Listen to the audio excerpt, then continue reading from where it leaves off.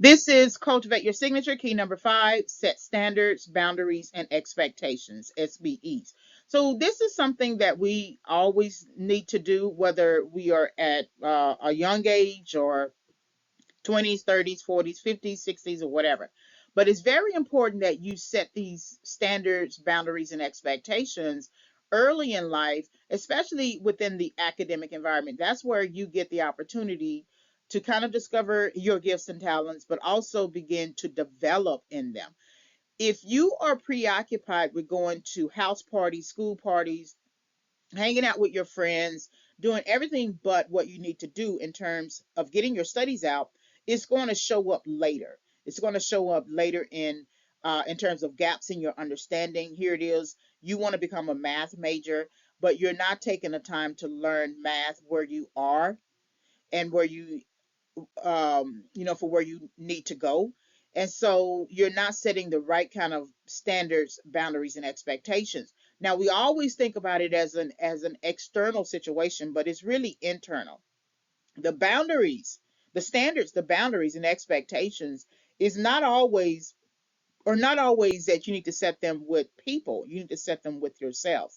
Because if you manage yourself well, if you do what you need to do for yourself, then it's going to be obvious when you are dealing with people. That means you have to have some sort of awareness of who you are as an individual and what you bring to the table. If your future career, your intended career objective is to become whatever it is you're going to become, you're going to have much study. That means you're going to have to take the time to study. One of the things that I hate that I didn't really pay attention to was when I was going to college.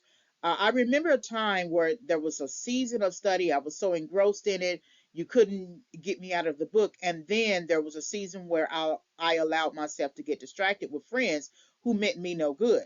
And so then later, I did well with certain papers. There were some papers I procrastinated on.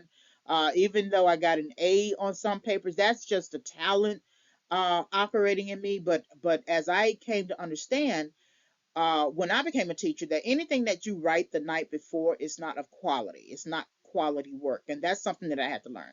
But when I became a teacher, English teacher, there were some things that I recognized in terms of my gaps in understanding about um, learning capacity, sometimes teaching delivery. Teaching delivery is always going to be an ongoing, ever learning, lifelong learning task, right? You always take professional development, you go to conferences, you hone your craft, you do what you need to do on your own as well. That's always going to be something that's lifelong.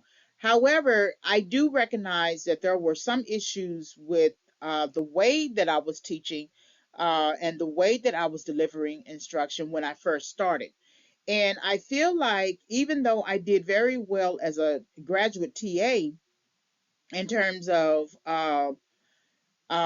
sort of understanding what was going on in terms of the process, I see that I had missed a lot of opportunities to learn how to teach a particular text in a certain step by step fashion that I had to learn later when I actually became a teacher. The opportunity was still there when I was a college student. I didn't take the opportunity because I was distracted with friends.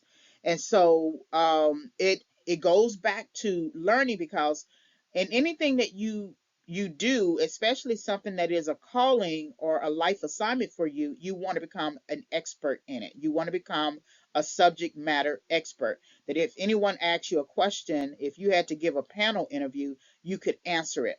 So that means when you are cultivating your signature, the standards that you need to meet are your own, but also the standards of the industry that you're working in, the environment, the context, the anything that is related to your future intended career. But also set boundaries, because even within your career, you can move from hanging out with friends in college to now hanging out with friends at your job. So that means you are still not cultivating the signature that is required for you to operate fully, even in your career. And then expectations setting expectations. What are your expectations for yourself? Okay, do you want to just come in, clock in, do your work, clock out, and not make a true contribution right to the field? Because there's a difference between working the job and making a contribution. You are not necessarily a contributor when you clock in, clock out. That's just a job.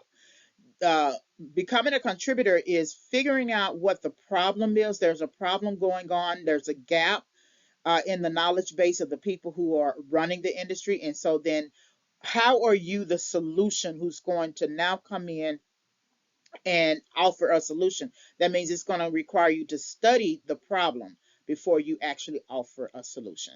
So, cultivate your signature. Key number 5: set standards, boundaries, and expectations.